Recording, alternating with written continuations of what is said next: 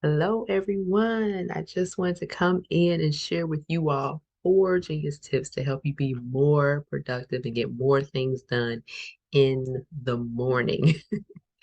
A lot of what we do and a lot of how we start our day off with will dictate and kind of predict how the rest of our day will end.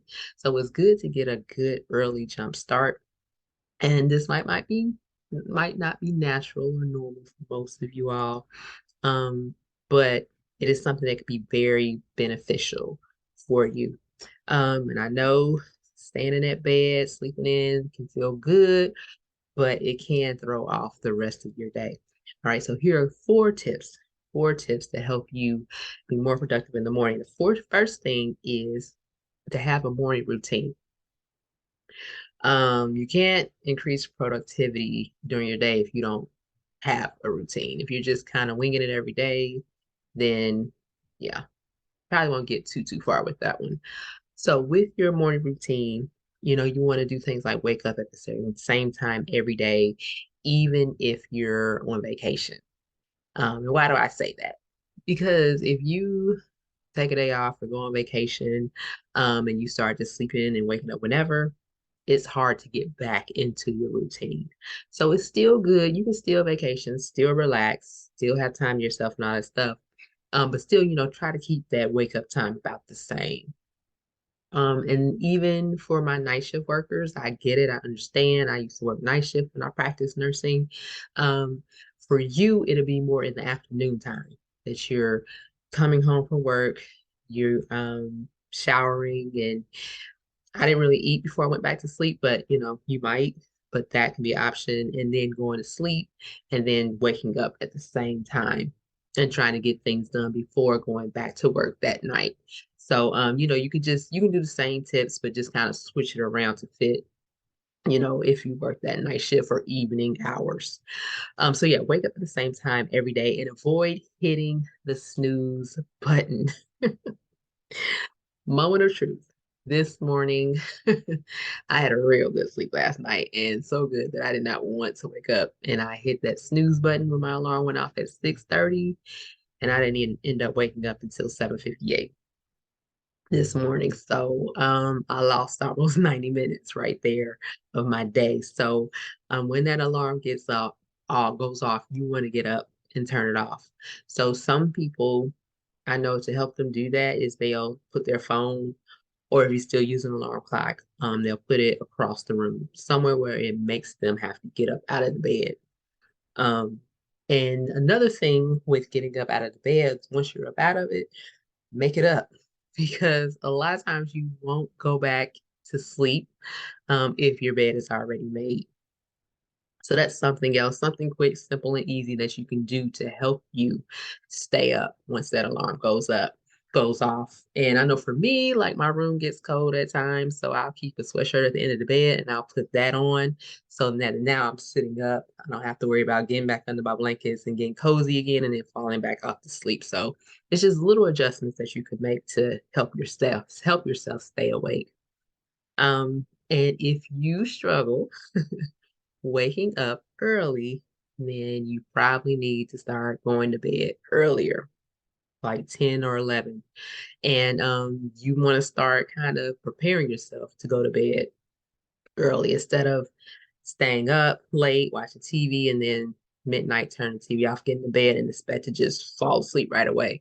A lot of us that doesn't happen to. So you want to do things like stop watching TV around 10 o'clock, start like drinking some tea or something like that to help you go to sleep, or do some stretching exercise at night, something to start relaxing yourself, leaving the phone alone, preparing for bed. That way you can start going to sleep earlier. And something else to do as far as this morning routine goes is once you're up and you want to stay up, go to the bathroom, splash some water in your face, and you can take a shower. I work out first and then I go ahead and take a shower. So that's something that helps energize me, helps wake me up, and gets me going for my day. So those are some other things that you can do as a part of your routine. And then, If you eat breakfast in the morning, you want to go ahead and eat you something. It helps you stay focused. If you're hungry, you kind of struggle with that. So go ahead and eat. I usually do not eat till about a couple of hours after I wake up. And that works for me. So, got to do what works for you. But definitely, eat your breakfast and then, you can start the rest of the day. And pretty much how my routine goes is I'll wake up, I'll pray, I'll get in the word, I'll exercise, I'll shower, and then I'll schedule my day. And I'll show you towards the end of this video like what that looks like because I use my Google Calendar to help me schedule. So I'll time block my day out to help me stay on track, on task for the rest of the day. And then I'll trade and then I'll continue on with my scheduled meetings and things like that for the rest of my day. And that keeps me going and I feel accomplished at the end of the day. So um, that's tip number one. The next one, which is a big one, is avoid getting distracted by your phone. I know, I know. That one's easier said than done because a lot of things that I can do for my business is on my phone. So ways to not get sucked into the phone is you can set it up to where it will go in distractor mode and turn off some of your apps like social media apps, the Facebook, TikTok, Snapchat, Instagram. It will shut those off for however long you want it to be off. I schedule mine to be off from 9 a.m. to 7 p.m. at night every day. Because I was finding that even on the weekends, which I take off, I was still scrolling, wasting time scrolling, and my day would be gone because I'm just scrolling and scrolling and scrolling. So I do that every day. And that way, when I have to go on my phone to post or do anything like that on those social media apps, I can click on it and it'll open it up for me for like 10 or 15 minutes, whatever I set it for. And I go in, do what I need to do, and then it'll shut off. So that has definitely helped me out tremendously to not get distracted on the phone. And, you still, you know, I keep bringing up vacation, but you still want to kind of keep this going even on vacation because you didn't go on vacation to scroll on your phone. So that's definitely something to keep up and keep doing regardless. And if you don't want to do it for a full day like that, you can set it to cut off for like an hour or so a day, so you can get some work done, so you can have some time to be away from screen time, decrease your screen time. So that's another way you can do it. Especially like when you're getting off work to relieve the stress, you can cut it off for 2 hours after that work period. You can do those different types of things, but you want to avoid getting wrapped up in that phone and try cutting off those notifications too from Instagram. You don't have to know when everybody DMs you and likes you and all that stuff like that. So turning off those social media notifications can also help with that. Okay.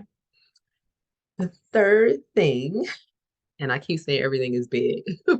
This is pretty big too to help you get going in your day, and that's doing as much as you can the night before. What do I mean by that? Um, Pick out what you want to wear and have them ironed.